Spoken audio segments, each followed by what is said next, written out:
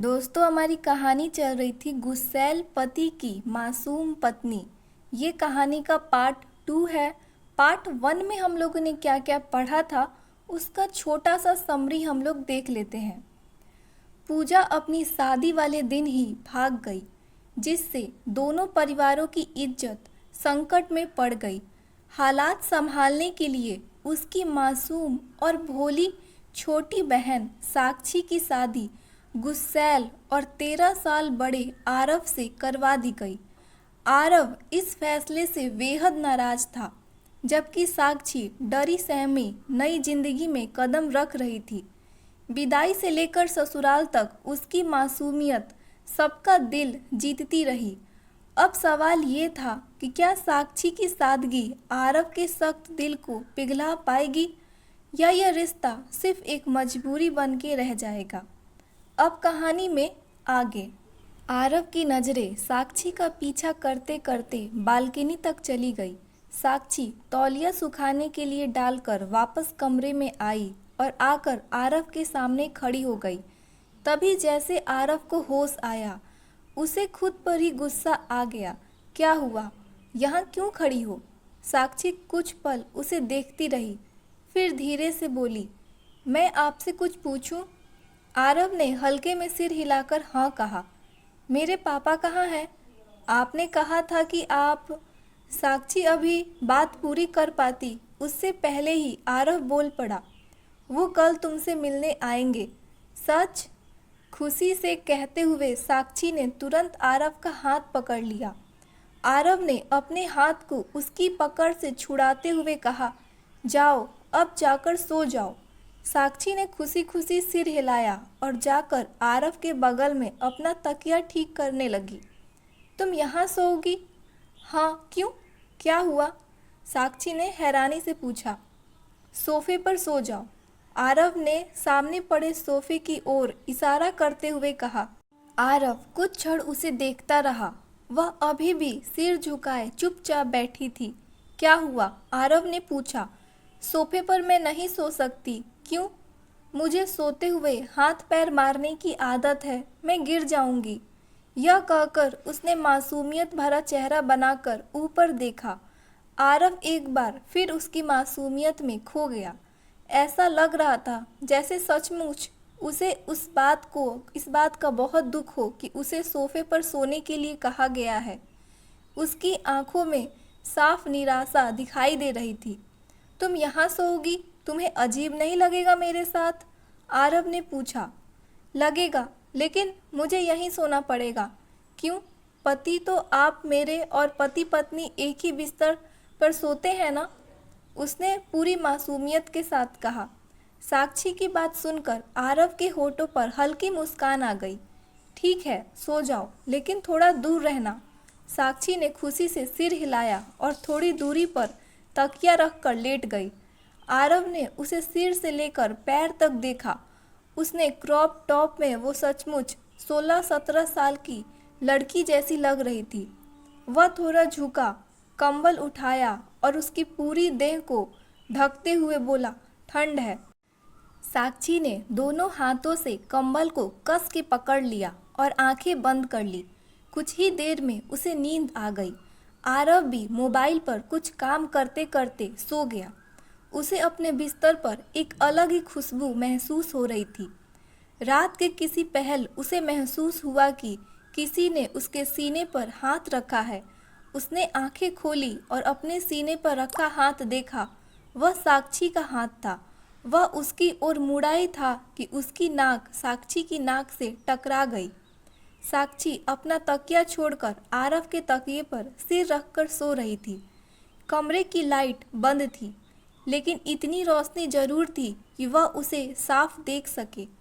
कुछ पल तक वह उसे देखता रहा, फिर थोड़ा पीछे हट गया ताकि उसे ठीक से देख सके। उसने धीरे से हाथ बढ़ाकर उसके चेहरे पर आ रहे बालों को पीछे किया। बाल हटते ही साक्षी नींद में हल्का सा करवट बदली। फिर खुद को थोड़ा एडजस्ट करते हुए वह आरव के सीने से लगकर सो गई। जब आरव को यकीन हो गया कि वह दोबारा गहरी नींद में चली गई है, वह उसके धीरे से उसने धीरे से आंखें खोली। साक्षी बहुत सुकून से उसके सीने पर अपना गाल टिकाए सो रही थी। आरव ने उसके चेहरे पर हाथ रखा और अपनी आंखें बंद कर ली। सुबह जब साक्षी की आंखें खुली तो उसने खुद को आरव के मजबूत बाहों में पाया। वह धीरे से खिसक कर उससे दूर हो गई। फिर खुद में बुदबुदाई, शुक्र है सो रहे हैं, अगर जाग रहे होते तो पता नहीं मुझे बिस्तर से ही नीचे फेंक देते। तभी उसे पिछली रात आरव द्वारा ग्लास फेंकने वाली बात याद आ गई। वो झट से दोनों हाथ अपने गालों पर रखकर बोली, साक्षी दूर रहना, नहीं तो सच में तुझे भी उठाकर ऐसे ही फेंक देंगे। वो अभी बिस्तर से उठकर खड़ी ही हुई थी कि दरवाजे पर दस्तक हुई। साक्षी ने जाकर दरवाज़ा खोला। सामने नेहा खड़ी थी। साक्षी के कपड़े देखकर उसके चेहरे पर मुस्कान आ गई। उसने प्यार से उसके गाल को छूते हुए कहा, गुड मॉर्निंग साक्षी। साक्षी झुक झुक कर उनके पैर छूती है। नेहा ने एक पेपर बैग उसकी ओर बढ़ाते हुए कहा, तुम्हारे कपड़े और गहने हैं, इसे पहनकर नीचे आ जाना। क्यों, आज मंदिर में पूजा तुम्हारे हाथों ही होगी, ठीक है। साक्षी ने बैग ले लिया और दरवाज़ा बंद करके बाथरूम में चली गई। जल्दी जल्दी नहाकर वो बाहर आई। आईने के सामने खड़े होकर उसने खुद को देखा। टेबल से सिंदूर उठाकर उसने अपनी मांग में भर लिया। उसके हाथों में जो पुरानी चूड़ियाँ थीं उसे उतार कर उसने वहीं रख दिया। फिर बैग से नई चूड़ियाँ पहन ली। उस कांच की चूड़ियों की खनक से आरव की नींद खुल गई, लेकिन वह अनजान बनकर पेट के बल लेटा रहा। साक्षी की हर हरकत को चुपचाप देखता रहा। साक्षी ने अपना वॉथरोब उतारा। उस समय उसने पेटीकोट और ब्लाउज पहन रखा था। आरव ने एक नज़र उसकी तरफ देखा और फिर तुरंत आंखें बंद कर ली। लेकिन इंसान का दिल कभी कभी उसकी बात नहीं मानता। कुछ क्षण बाद उसने चुपके से फिर अपनी आंखें खोली। साक्षी हाथ में साड़ी लिए कभी इस तरफ संभालती तो कभी उस तरफ, लेकिन साड़ी थी कि उससे बांधी ही नहीं जा रही थी। काफ़ी कोशिशों के बाद जब वो सफल नहीं हुई तो उसने हार कर साड़ी टेबल पे रख दी। फिर आईने के सामने खड़ी होकर खुद को देखने लगी। उसके चेहरे पर साड़ी न पहन पाने की मायूसी साफ दिखाई दे रही थी। उधर आरव करवट बदल कर अब सीधा लेट गया था। जैसे ही साक्षी ने उसे हिलते हुए देखा, उसने झट से साड़ी उठाकर अपने सीने से लगा लिया। क्या हुआ? आरव ने अपनी कोहनी बिस्तर पर टिकाए हुए हथेली पर सिर रखते हुए पूछा। आरव को देखते ही साक्षी के होंठ कांपने लगे। धीरे धीरे उसका चेहरा उतरने लगा और अगले ही पल उसकी आंखों में आंसू आ गए। वो रोने लगी। पहली बार किसी को रोता देखकर आरव के चेहरे पर मुस्कान आई थी। उसने अपने बालों को हाथ में फेरते हुए सोचा, क्या कोई इतना भी मासूम हो सकता है? उसने पहली बार किसी को इस तरह बेबस होकर रोता देखा था। वह उठकर बैठ गया और बोला, मैं मदद करूं? साक्षी ने सुबकते हुए अपनी हथेली के पिछले हिस्से से दोनों गालों पर बहते हुए आंसू पोंछे और धीमी आवाज में बोली, मुझे साड़ी पहननी नहीं आती। फिर एक गहरी सांस लेकर उसने आरव की ओर देखा और डरते हुए पूछा, मुझे कोई डांटेगा तो नहीं ना? आरव खड़ा हो गया और साड़ी लेने के लिए अपना हाथ आगे बढ़ा दिया। वह साड़ी खींचने लगा, लेकिन साक्षी उसे छोड़ नहीं रही थी। लाओ, आरव ने नरमी से कहा, लेकिन साक्षी ने साड़ी को और कसकर अपने सीने से लगा लिया और गर्दन झुकाकर नाव में सर हिला दिया। आरव उसके थोड़ा और करीब आया। उसने प्यार से उसका चेहरा अपने हाथों में लिया और बोला, तुमने ही तो कहा था कि पति पत्नी है, कब तक मुझसे भागती रहोगी? बताओ, मैं कब तक अपनी पत्नी को अकेले परेशान होता देखता रहूं? साक्षी, जो अब तक नजरें झुकाए खड़ी थी, धीरे धीरे अपनी पलकें उठाकर आरव को देखने लगी। वह उसकी दोनों आंखों में बारी बारी से झांक रही थी। आरव के चेहरे पर एक ऐसी मुस्कान थी जिसे शायद दुनिया में बहुत कम लोगों ने देखा होगा। उसने हल्का सा जोर लगाया और आखिरकार साड़ी साक्षी के हाथों से निकलकर उसके पास आ गई। साक्षी अपने दोनों हाथ सीने पर लगाए चुपचाप खड़ी रही। आरव ने साड़ी का एक सिरा उसकी कमर में खोस दिया, जिसके हाथों का स्पर्श महसूस करते ही साक्षी और ज़्यादा सिमट गई। उसकी इस झिझक को आरव ने साफ महसूस किया। उसके चेहरे की मुस्कान और गहरी हो गई। अब वो जानबूझकर साक्षी को छेड़ रहा था। सारी ठीक करते हुए वो कभी उसका ध्यान भटकाता तो कभी मुस्कुराकर उसे देख लेता। साक्षी आंखें बंद किए अपनी मुठ्ठियां बीचे खड़ी रही। जब आरव ने साड़ी की प्लेट्स बनाकर उन्हें पेटीकोट में लगाने के लिए हाथ बढ़ाया तो साक्षी ने तुरंत उसका हाथ पकड़ लिया और गर्दन झुकाए ही ना में सर हिला दिया। आरव हल्का सा हंस पड़ा। अच्छा, ये काम तुम खुद कर लो। उसने साड़ी उसके हाथ से ले ली। साक्षी ने जल्दी से पेटी प्लेट्स ठीक करके पेटीकोट में खोस ली और फिर सीधे खड़ी हो गई। आरव ने उसके पल्लू को ठीक तरह से कंधे पर जमाया और टेबल पर रखी पिन लगाकर उसे व्यवस्थित कर दिया। ब्लाउज की डोरी साक्षी पहले ही बांध चुकी थी, लेकिन न जाने क्यों आज आरव के अंदर का शरारती बच्चा जाग उठा था। उसने डोरी को हल्के से खींच दिया और तुरंत बोला, सॉरी, गलती से हो गया। फिर डोरी पकड़कर दोबारा बांधने लगा। साक्षी उसकी हरकत समझ रही थी, लेकिन कुछ बोल नहीं पा रही थी। उसकी झिझक और घबराहट लगातार बढ़ती ही जा रही थी। जब उसे लगा कि डोरी बंध चुकी है तो वो तुरंत पलट गई। आरव ने उसके कंधे को हल्के से थाम लिया और मुस्कुराते हुए बोला, तुम्हें पता है, तुम जितनी मासूम हो उतनी ही खूबसूरत भी हो। इतना कहकर उसने उसके माथे को प्यार से चूम लिया। साक्षी की आंखें बंद हो चुकी थी। कुछ पल बाद उसने धीरे से पलकें उठाई और आरव को देखने लगी। शायद आरव कुछ और कहने वाला था, लेकिन तभी उसके इस खूबसूरत पल में नेहा ने खलल डाल दिया। दरवाजे पर जोर से दस्तक देते हुए उसने आवाज़ लगाई, साक्षी, तैयार हो गई हो तो नीचे आ जाओ। नेहा की आवाज़ सुनते ही जैसे आरव अचानक होश आ गया। वह तुरंत साक्षी को थोड़ा दूर हुआ और सीधे बाथरूम की तरफ बढ़ गया। साक्षी का दिल इतनी तेजी से धड़क रहा था कि मानो सीने से बाहर निकल आएगा। उसने अपने हाथ सीने पर रखा और बुदबुदाई, मुझे ये क्या हो रहा है? कहीं मुझे कोई बीमारी तो नहीं हो गई? दिल इतनी तेज क्यों धड़क रहा है? उसने लंबी लंबी सांसें लेकर खुद को संभालने की कोशिश की। फिर दरवाज़ा खोला। नेहा मुस्कुराते हुए बोली, चलो, तुम तो तैयार हो गई हो। साक्षी कुछ नहीं बोलती, वह बस चुपचाप खड़ी रही। नेहा ने उसका हाथ पकड़ा और बोली, चलो नीचे चलते हैं। फिर वह उसे अपने साथ लेकर बाहर चली गई। इधर बाथरूम में खड़ा आरव आईने में खुद को देख रहा था। उसने गुस्से से दीवार पर मुक्का मारा। मैं ये सब कैसे कर सकता हूँ? आखिर मुझे क्या हो गया है? उस लड़की की वजह से ऐसा लग रहा है जैसे मैं खुद बदल गया हूँ। उसने फिर आईने में खुद को देखा, एक गहरी सांस ली और खुद को दोबारा मजबूत करने की कोशिश की। कुछ ही पलों में उसके चेहरे पर फिर से वही पुराना वाला घमंड और शक्ति लौट आया, जिसके लिए वह जाना जाता था।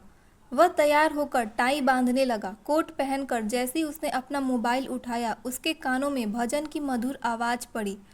आवाज़ सुनते ही वह समझ गया कि भजन साक्षी ही गा रही है। उसने अपना कोट ठीक किया और नीचे चला गया। साक्षी इस समय सभी को आरती दे रही थी। एक एक करके वह सबके सामने थाली बढ़ा रही थी। तभी उसकी नज़र आरव पर पड़ी, जो अभी अभी सीढ़ियों से उतरकर आया था। वह मुस्कुराते हुए उसकी तरफ बढ़ गया। घर के कई लोग उसे रोकना चाहते थे, लेकिन आरव को कभी भी आरती लेना, प्रसाद लेना पसंद नहीं था। लेकिन साक्षी बिना रुके उसके सामने पहुंच गई। उसने आरती की थाली उसकी ओर बढ़ाई और मुस्कुराते हुए उसे देखने लगी। आरव अपनी आंखें सिकुड़कर साक्षी की तरफ देखता है। साक्षी ने आंखों से दिए की लौ की तरफ इशारा करते हुए धीरे से कहा, आरती ले लीजिए। आरव ने बिना कुछ बोले ना में गर्दन हिला दी। साक्षी ने एक हाथ से थाली संभाली और दूसरे हाथ से आरती की लौ को अपने हाथ से घुमाकर आरव के सिर पर लगाने लगी। लेकिन तभी आरव ने झुंझलाकर उसका हाथ जोर से झटक दिया। साक्षी का हाथ सीधे दिए की लौ पर जा लगा। जलता हुआ दिया उसके हाथ पर गिर पड़ा और उसकी हथेली बुरी तरह से जल गई। आह! दर्द से उसके मुंह से चीख निकल गई। वह तुरंत अपना हाथ पीछे खींचकर उस पर फूंक मारने लगी। नेहा घबराकर दौड़ती हुई उसके पास आई। उसने साक्षी की जली हुई हथेली देखी और फिर गुस्से से आरव की तरफ देखा। आरव, नेहा की आवाज़ में नाराजगी साफ झलक रही थी, लेकिन आरव अब भी गुस्से में वहीं खड़ा दोनों को घूर रहा था। नेहा ने साक्षी का हाथ पकड़ते हुए कहा, चलो मैं तुम्हें दवाई लगा देती हूँ। इतना कहकर वह उसे अपने कमरे की तरफ ले गई। आरव के बड़े भाई शिवम यह सब देख रहे थे। उन्होंने नाराज होकर कहा, ये क्या बदतमीजी थी आरव, उसे नहीं पता है कि तुम ये सब नहीं मानते। तुम प्यार से मना भी तो कर सकते थे। आरव ने कोई जवाब नहीं दिया। वह जाकर डाइनिंग टेबल की एक कुर्सी खींचकर बैठ गया। तभी उसके पिता बोले, शिवम बिल्कुल सही कह रहा है आरव। कम से कम अपने घर के बेटों से तो मुझे ये उम्मीद नहीं थी कि अपनी पत्नी के साथ ऐसा व्यवहार करेंगे। आज तुम्हारी वजह से उस बच्ची का हाथ जल गया। आरव चुपचाप बैठा रहा। तभी उसने ताने भरे स्वर में कहा, यही तो मैं कह रहा हूँ, बच्ची ही तो है वो। शादी से पहले नहीं देखा था कि मेरी शादी किसके साथ करवा रहे हो। उसके सामने नाश्ता परोस दिया गया था, लेकिन न जाने क्यों उसे खाने का बिल्कुल भी मन नहीं हो रहा था। बार बार उसकी आंखों के सामने साक्षी का रोता हुआ चेहरा घूम रहा था। उसने प्लेट को अपने सामने से दूर सरका दिया और गुस्से से उठकर खड़ा हो गया। आरव, बैठकर खाना खत्म करो, दादाजी ने कठोर आवाज़ में पूरे हॉल में गूंज उठी। दादाजी भूख नहीं है, कहते हुए वो अपने पैर से कुर्सी को पीछे धक्का मार दिया। कुर्सी फिसलती हुई कुछ दूर जाकर रुक गई। आरव जैसे ही वहां से जाने के लिए मुड़ा, तभी उसकी नज़र मुख्य दरवाजे पर पड़ी। दरवाजे से साक्षी के पिता महेंद्र जी अंदर आ रहे थे। उन्हें देखते ही उनके कदम वहीं रुक गए। शायद वह अपनी जिंदगी में कभी इतना नहीं डरा था जितना इस वक्त डर रहा था। साक्षी का हाथ जल गया था और उसकी वजह था आरव। अगर साक्षी ने अपने पिता से उसकी शिकायत कर दी हो तो उसने मन ही मन खुद को समझाया, करती है तो कर दे, मेरा कोई कुछ क्या ही बिगाड़ सकता है। महेंद्र जी अंदर आते ही सभी को हाथ जोड़कर नमस्ते करने लगे। उन्हें देखकर घर के सभी सदस्य मुस्कुराते हुए आगे बढ़े। आरव के पिता ने उनसे गले मिलते हुए कहा, आइए आइए, बहुत अच्छे समय पर आए हैं आप। अभी हम सब नाश्ता ही करने वाले थे। महेंद्र जी ने विनम्रता के साथ कहा, नाश्ता करके आया हूँ। दरअसल साक्षी रात में थोड़ी परेशान थी, इसीलिए सोचा एक बार उसे देख लूँ।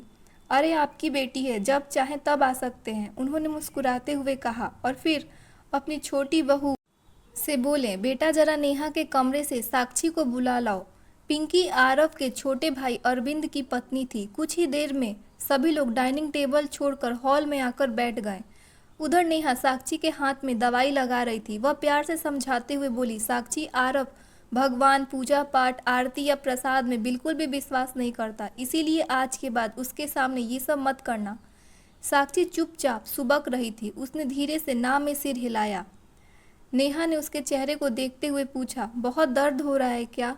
साक्षी ने आंखों में आंसू भरकर कहा, हाँ, मुझे दर्द बिल्कुल भी बर्दाश्त नहीं होता, मुझे रोना आ जाता है। तभी पिंकी कमरे में आई और बोली, साक्षी, तुम्हारे पापा आए हैं। अपने पापा का नाम सुनते ही साक्षी खुशी से उछल पड़ी। वह अपना दर्द भूलकर लगभग दौड़ती हुई बाहर निकल गई।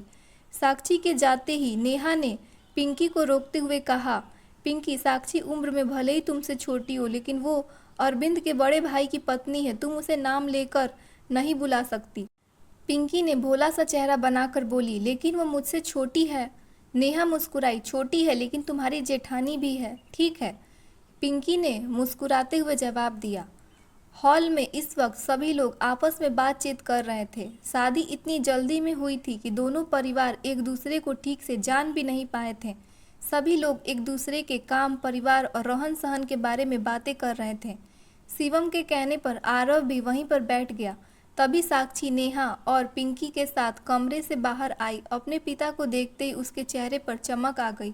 वह तेजी से उनके पास पहुंची और उनसे लिपट गई। कुछ ही देर पहले तक उसकी आंखों में आंसू थे, लेकिन अब वहां केवल खुशी थी। आरव भी उसे ध्यान से देख रहा था। पीले रंग की सिल्क की साड़ी, चेहरे पर ना कोई मेकअप, ना ही कोई भारी गहना, सिर्फ गले में मंगलसूत्र जो खुद आरव ने उसे पहनाया था। फिर भी वो इतनी खूबसूरत लग रही थी कि बड़ी बड़ी सुंदरता भी उससे पीछे छोड़ सकती थी। साक्षी अपने पिता के पास बैठ गई। महेंद्र जी और शिवम की तरफ देखकर कहा, वैसे तो इसे सब कुछ आता है, माँ नहीं रही इसीलिए घर के सारे काम इसने बचपन से ही संभाल लिए थे, लेकिन फिर भी मैं आप सबसे एक बात कहना चाहूँगा। सभी उनकी तरफ देखने लगे। उन्होंने मुस्कुराते हुए कहा, जब भी किचन में जाती है ऐसा खाना बनाती है कि स्वाद देर तक मुंह में बना रहता है, लेकिन जब किचन से बाहर निकलती है तो अपने साथ एक दो कटे जले निशान जरूर लेकर आती है। इतना कहकर वो हंस पड़े। साक्षी ने अपना मुंह फुला लिया। महेंद्र जी आगे बोले, बाकी आपको कभी शिकायत का मौका नहीं देगी।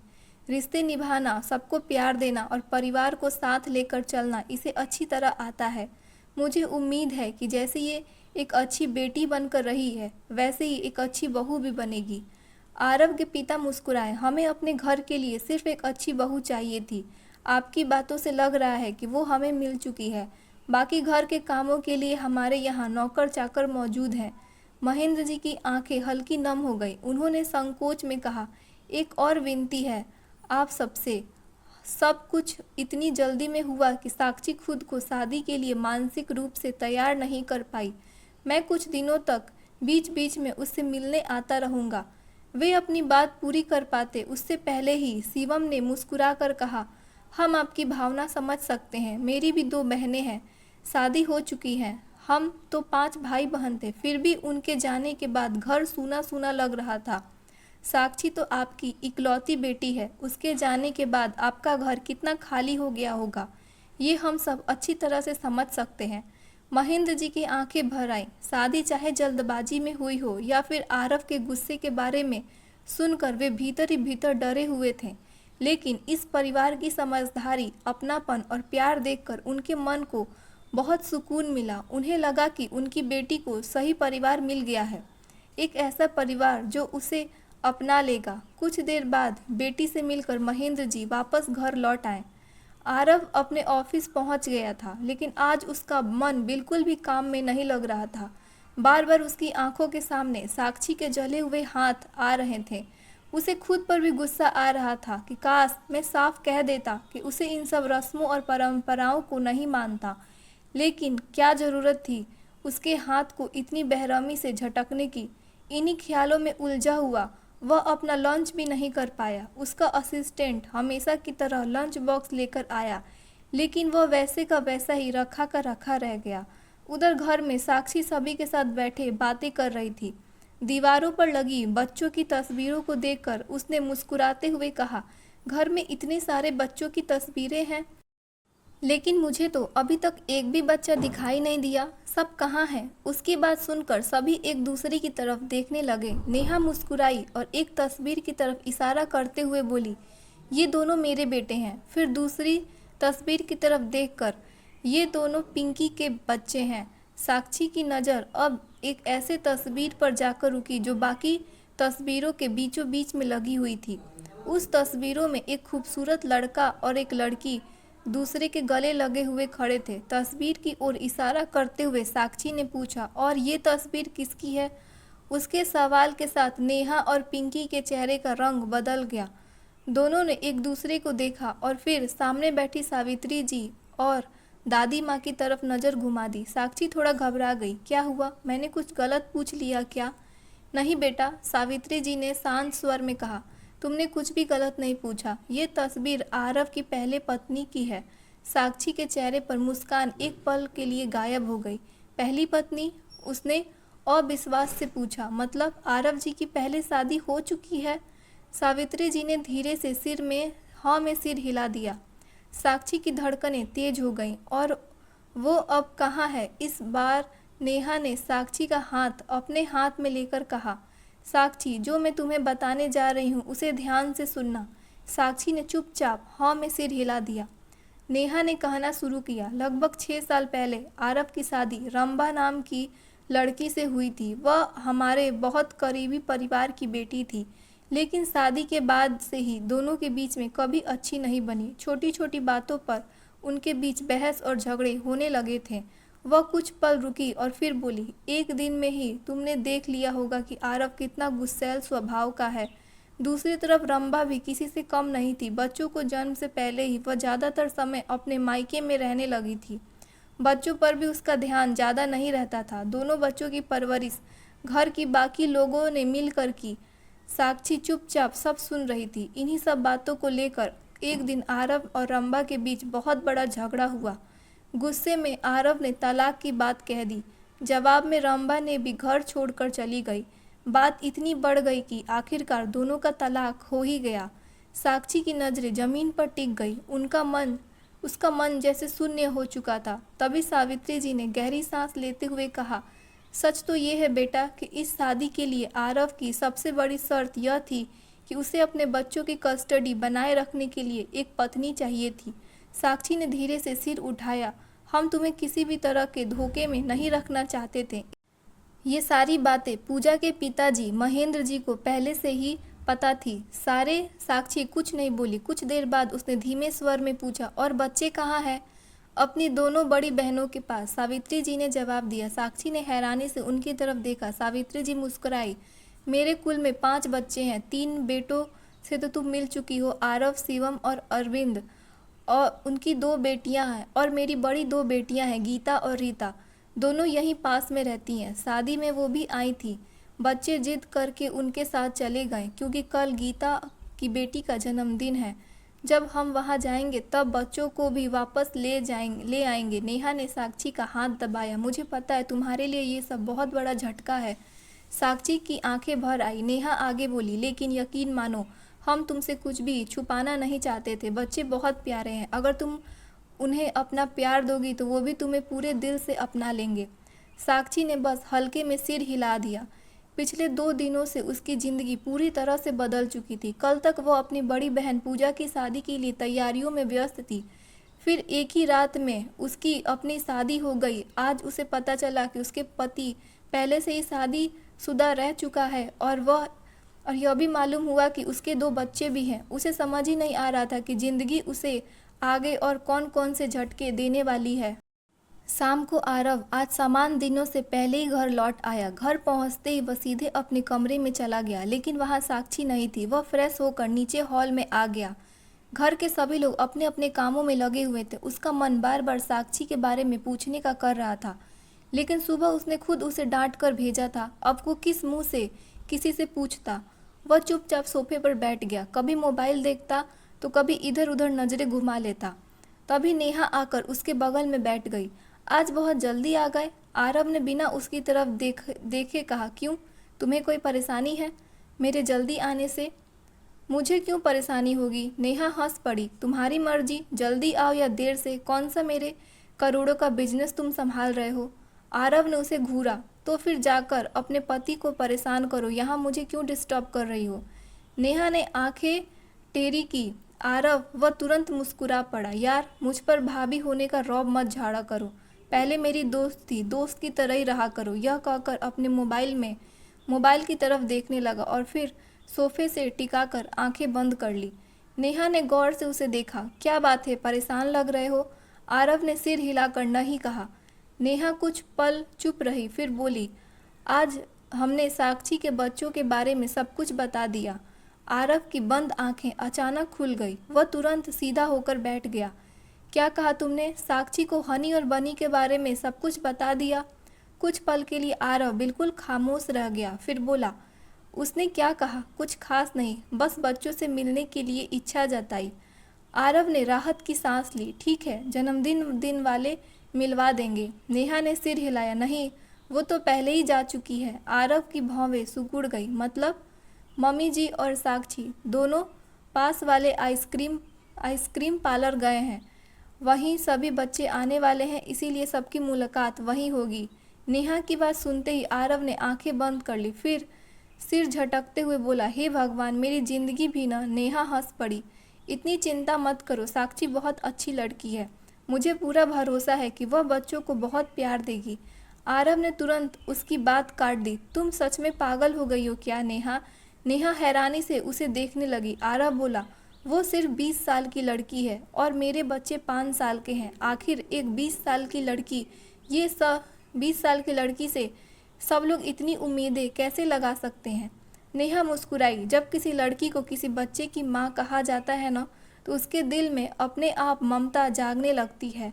आरव उठकर सीढ़ियों की तरफ बढ़ गया। चलते चलते उसने कहा, मुझे नहीं पता ये ममता वमता क्या होता है, लेकिन जो भी है मुझे इस बार बिल्कुल भरोसा नहीं है। यह कहकर वह अपने कमरे की तरफ चला गया, जबकि नेहा उसे जाते हुए सोच भरी नज़रों से देखती रह गई। आरव अपने कमरे में बैठा कुछ जरूरी फाइलों पर काम कर रहा था। तभी उसे दरवाजे पर साक्षी की हंसती हुई आवाज़ सुनाई दी। आवाज़ सुनते ही वो समझ गया कि साक्षी बच्चों के साथ समय बिताकर वापस आ चुकी है। उसकी आवाज़ में वही चंचलता और मिठास थी, कहीं भी उदासी या दुख की झलक नहीं था। कुछ ही क्षणों के बाद साक्षी कमरे के अंदर आई। जैसे ही उसकी नज़र आरव पर पड़ी, उसके चेहरे पर खिली हुई मुस्कान अचानक से गायब हो गई। हालांकि उसे देखते ही आरव के होठों पर हल्की मुस्कान आ गई थी, लेकिन साक्षी ने तुरंत अपना चेहरा दूसरी तरफ घुमा लिया और बिना कुछ कहे बालकनी की ओर चली गई। वहां खड़े होकर उसने अपने पापा महेंद्र जी से फ़ोन पर थोड़ी देर बात की। बात खत्म कर जैसे ही वह वापस कमरे में आई, उसका सीधा सामना आरव से हो गया। टक्कर इतनी अचानक हुई कि साक्षी का माथा आरव के कंधे पर जा लगा, लेकिन उसने फिर भी आरव को अनदेखा कर दिया और अपने माथे को सहलाती हुई सीधे आईने के सामने जाकर खड़ी हो गई। वह खुद को आईने में देखने लगी। उसी समय आरव उसके पीछे आकर खड़ा हो गया। ये जो तुम मुझे नज़रअंदाज कर रही हो ना, मैं किसी का भी एटीट्यूड बर्दाश्त नहीं करता। साक्षी तुरंत उसकी तरफ मुड़ी। मैं आपको एटीट्यूड दिखा रही हूँ? उसने हैरानी से पूछा। तो फिर ये क्या है? सुबह से मुझे इग्नोर कर रही हो? साक्षी ने उसकी आंखों में देखते हुए कहा। इसे एटीट्यूड नहीं कहते, इसे नाराज़गी कहते हैं। अच्छा, और जनाब नाराज़ किस बात पर है? आरव ने पूछा। साक्षी ने आंखें तुरंत भर आई। आपकी वजह से मेरा हाथ जल गया था, लेकिन आपने एक बार भी किसी से ये नहीं पूछा कि मैं कैसी हूँ। उसकी आवाज़ भर्रा गई। आरव कुछ पल चुप रहा, फिर बोला, मैं अभी तुमसे वही पूछने वाला था। साक्षी ने जल्दी से अपने आंसू पोंछे और बोले, अब पूछने की कोई ज़रूरत नहीं है, अब चोट लग चुकी है। तब तो आपको याद नहीं आई, अब पूछकर क्या फ़ायदा? यह कहकर वो वहाँ से जाने लगी, लेकिन तभी आरव ने उसका हाथ पकड़कर उसे रोक लिया। एक झटके में उसे अपने सामने खड़ा करते हुए बोला, अपना हाथ दिखाओ। साक्षी ने बिना विरोध किए अपना जला हुआ हाथ आगे कर दिया। उसकी हथेली के बीचों बीच बड़ा सा फफोला पड़ चुका था। आरव की भौवें सिकुड़ गईं। बहुत दर्द हो रहा है? साक्षी ने धीरे से सिर हिलाया, फिर भर्राई आवाज़ में बोली, हाथ से ज़्यादा दर्द इस बात का हुआ कि आपने मुझे पूरी तरह नज़रअंदाज कर दिया। ये कहते कहते उसकी आंखों में आंसू बहने लगे। आरव कुछ क्षण उसे देखता रहा, फिर अचानक उसके सामने साक्षी को अपनी बाहों में खींच लिया। उसे सीने से लगाकर बोला, मैं भगवान, पूजा पाठ, आरती या प्रसाद जैसी चीज़ों पर विश्वास नहीं करता, इसीलिए ऐसी चीज़ें मेरे सामने मत लाया करो। साक्षी कुछ पल चुपचाप उसकी बाहों में खड़ी रही, फिर धीरे से अपना एक हाथ उठाकर उसके पीठ पर रख दिया। आप ये बात मुझे सुबह प्यार से भी तो समझा सकते थे। आरव के पास इस बात का कोई जवाब नहीं था। वह बस उसे अपनी बाहों में भर कर खड़ा रहा। कुछ देर बाद उसने अनजाने में ही सामने लगे आईने पर नज़र डाली। आईने में दोनों की परछाई एक साथ दिखाई दे रही थी। उसे न जाने क्यों महसूस हुआ कि अगले ही पल उसने खुद को संभाला और तुरंत साक्षी से अलग हो गया। बिना कुछ कहे कमरे के बाहर निकल गया। साक्षी वहीं खड़ी उसे जाते हुए देखती रह गई। सच में ये इंसान मेरी समझ से बिल्कुल बाहर है, उसके मुंह बनाते हुए कहा। इससे ज़्यादा समझदार तो इनके दोनों बच्चे हैं। बड़बड़ाते हुए उसने आईने में अपने बाल ठीक किए और फिर किचन की तरफ चली गई। रात का खाना खत्म होने के बाद नेहा ने साक्षी को आवाज़ लगाई, सोने से पहले मुझे याद दिला देना, तुम्हारे हाथ पर दवाई लगा दूंगी। साक्षी मुस्कुराई, दीदी मैं खुद लगा लूँगी, आप परेशान मत होइए। इतना कहकर वह अपने कमरे की तरफ चली गई। उधर आरव भी अपना अधूरा काम खत्म करके स्टडी रूम में वापस अपने कमरे में आया। कमरे में आते ही उसने बाथरूम से पानी गिरने की आवाज़ सुनाई दी। वह समझ गया कि साक्षी अंदर होगी। कुछ देर बाद साक्षी नहाकर बाहर निकली। आरव को लगा कि शायद वह उससे बातें करेगी, लेकिन ऐसा कुछ नहीं हुआ। साक्षी बिल्कुल शांत रही। वह जाकर बिस्तर पर बैठ गई। आरव इंतजार कर रहा था कि शायद वह कुछ बोले, लेकिन साक्षी ने उसकी तरफ देखा तक नहीं। फिर उसने अपना तकिया उठाया और सोफे पर जाकर लेट गई। आरव आंखें सिकुड़ कर उसे देखता रह गया। फिर मन ही मन बोला, कल तक तो कह रही थी कि नींद में हाथ पैर इतने चलाती हूँ कि कहीं नीचे ना गिर जाऊंगी, और आज खुद ही सोफे पर जाकर सो रही है। उसने तकिया ठीक करते हुए सोचा, जो करना है करे, मुझे क्या। इतना कहकर उसने अपने कमरे की लाइट बंद कर दी और अपने बिस्तर पर आकर लेट गया। साक्षी कुछ ही मिनट में गहरी नींद में चली गई, लेकिन आरव काफ़ी देर तक उसे देखता रहा। आखिरकार उसे भी नींद आ गई। आधी रात के करीब अचानक उसकी नींद खुल गई। करवट बदलते हुए उसकी नज़र सोफे की तरफ गई। सोफा खाली था, साक्षी वहाँ नहीं थी। वह तुरंत उठकर बैठ गया। उसने बिस्तर की दूसरी तरफ भी देखा, लेकिन वो वहाँ भी नहीं थी। ये लड़की इतनी रात को कहाँ चली गई? वह परेशान होकर उठने ही वाला था कि उसकी नज़र सोफे के नीचे गई और अगले ही पल उसने माथे पर हाथ जा लगा। साक्षी सचमुच सोफे से नीचे गिर चुकी थी। वह आराम से जमीन पर सो रही थी। आरव ने गहरी सांस ली। हे भगवान, दुनिया के सारे अजूबे यहाँ मेरी ही किस्मत में लिखे थे। बड़बड़ाते हुए वह उसके पास पहुँचा। साक्षी उठो। कोई जवाब नहीं। साक्षी, तुम नीचे गिर गई हो। फिर भी कोई प्रतिक्रिया नहीं। उसने उसके कंधे को पकड़ते हुए हल्का सा झंझोरा, लेकिन साक्षी ने बस उसका हाथ झटक दिया और नींद में कुछ अस्पष्ट बड़बड़ाई, फिर सो गई। आरव कुछ पल उसे देखता रहा, फिर मजबूर होकर झुका और अगले ही क्षण